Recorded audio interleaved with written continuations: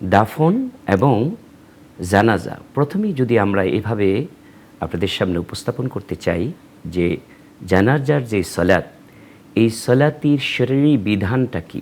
জি শাইখ। বিসমিল্লাহির রহমানির রহিম। ইন্নাল হামদালিল্লাহ ওয়াসসালাতু ওয়াসসালামু আলা রাসূলিল্লাহ ওয়া আলা আলিহি ওয়া সাহবিহি ওয়া মান তাবিআহুম বিইহসানিন ইলা ইয়াউমিদ্দিন, আম্মা বা'দ। আমরা একটা গুরুত্বপূর্ণ টপিক নিয়ে কথা বলছি আজকে, এবং মুসলিম যিনি পরকালকে বিশ্বাস করেন তিনি জানাজাতে বিশ্বাস করবেন, এবং জানাজার মাধ্যমেই তার অনেক গুনাহগুলো মাফ হওয়ার সম্ভাবনা রয়েছে, এবং মুসলিমদের দোয়া পাওয়া অনেক বড় সৌভাগ্যের বিষয়। আমরা জানাজা যদি কথা বলতে চাই, তাহলে জানাজা সলাতটা আসলে এটি ফকিহদের মতে এটি ফরজে কিফায়া, এটি সকলের উপরে পাঠ করাটা, আদায় করাটা আবশ্যক নয়। তবে যারা উপস্থিত থাকবে, যারা জানাজার সংবাদ পাবে এবং যাদের সম্ভব রয়েছে, তারা সবাই জানাজায় উপস্থিত হবে। মাশাআল্লাহ। তাহলে আমরা জানলাম যে শরীয়ী বিধান হচ্ছে এটা ফরজে কিফায়া। কিফায়া মানে সকলের পক্ষ থেকে যদি কেউ আদায় করে নেয় হয়ে যাবে, আর যদি কেউ আদায় না করে তাহলে সকলেই গুনাহগার হবে। চমৎকার। আমরা যদি এই বিষয়টা এভাবে জানি যে সালাতের পদ্ধতি, যেটা আমাদের সমাজে প্রচলিত পদ্ধতি, আমরা অনেক সময় সালাতে দাঁড়িয়ে বলতে শুনি ইমাম সাহেবকে যে জানাজার সালাতের নিয়ত আপনারা পড়ুন বা এভাবে পড়ুন।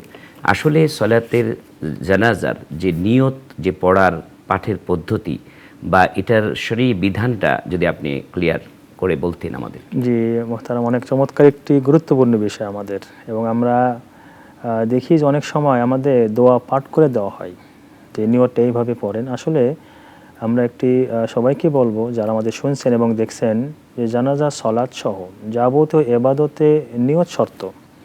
নিয়ত ছাড়া আপনার কোনো ইবাদত কবুল হবে না, যেটি রাসূল সাল্লাল্লাহু আলাইহি ওয়াসাল্লাম বলেছেন ইন্নামাল আমালু বিন্নিয়াত, যে প্রতিটি কাজ এটা নির্ভরশীল নিয়তের উপরে। তো নিয়তটা অত্যন্ত জরুরি একটি বিষয়, গুরুত্বপূর্ণ একটি বিষয়, এবং আমল কবুল হওয়ার জন্য নিয়তটা শর্ত।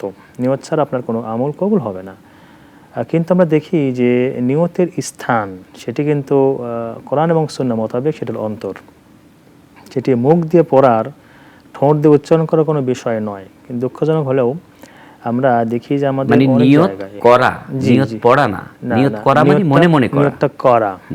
করা আমাদের একটা সুন্দর একটা আপনি সূক্ষ্ম পয়েন্ট বলেছেন যে আমাদের শব্দটা উচ্চারণে অনেক সময় আমরা একটু ব্যত্যয় ঘটাই, যে নিয়ত পড়া, আসলে নিয়তটা পড়া নয়, নিয়তটা করা, এবং সেটার স্থান হলো অন্তর থেকে। শুধুমাত্র আমরা ভাইদেরকে বলি, বোনদেরকে বলি যে শুধু হজের নিয়তটা এটি মুখে উচ্চারণের কথা রয়েছে, লাব্বাইক হাজ্জান, বা ওমরার নিয়ত লাব্বাইক ওমরাতান। বাকি ইসলামের সব কাজগুলোর নিয়তটার স্থান হচ্ছে অন্তর।